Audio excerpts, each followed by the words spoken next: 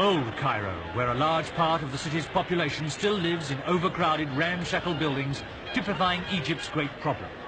30 million people living in a land of which only 4% is habitable. Egypt's average income per head has risen by 14% in 3 years to £57 a year. But the problem of poverty and backwardness is still such a dead weight that little improvement is yet noticeable. Constant government propaganda reminds Egyptians of the need to curb the population explosion, which adds 800,000 babies each year. But the birth pill is proving hard to sell to a country of devout Muslims.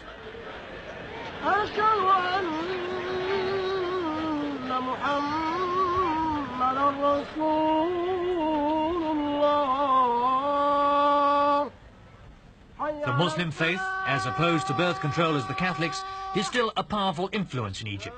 Mohammed, the founder of the faith, born 5 centuries after Christ, has 27 million followers. That's 9 out of 10 Egyptians. They must adopt birth control if the population explosion is not to cancel out economic improvement.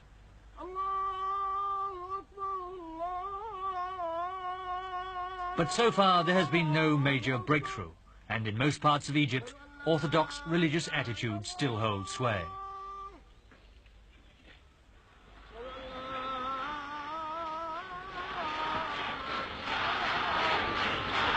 But pastimes like soccer are drawing many city Egyptians away from their traditional preoccupations.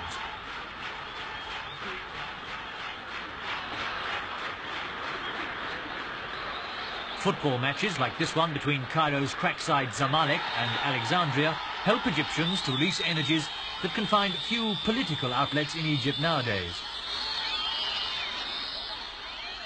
Matches are well attended even on weekdays because Nasser's policy of full employment at any cost has given Egyptians extra leisure. There's a 7-hour day and it's virtually impossible to be sacked, even if this means most office workers are underemployed.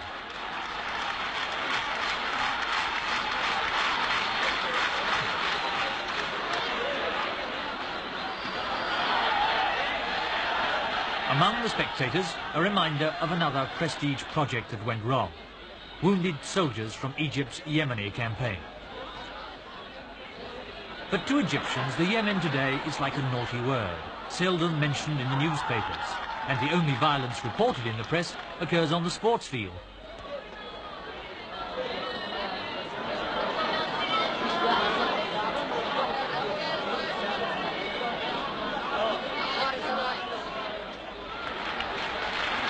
In this match, it was an equalising goal by the Cairo team that started the trouble. Police seat rival supporters in separate blocks, so when fighting breaks out, it's easier to spot the culprits. This time, it was the captain of the visiting side who was arrested for hitting a spectator.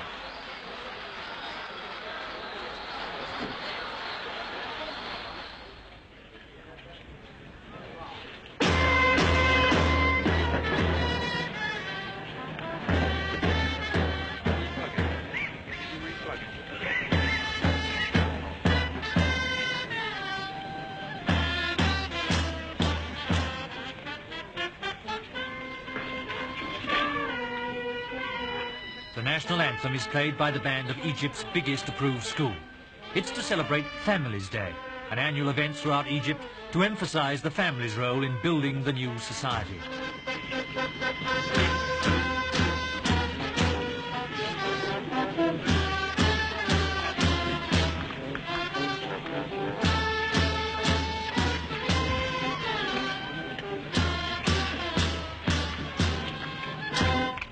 The school in Cairo for 1,200 boys aged from 8 to 21 is part of a new youth training scheme set up by President Nasser.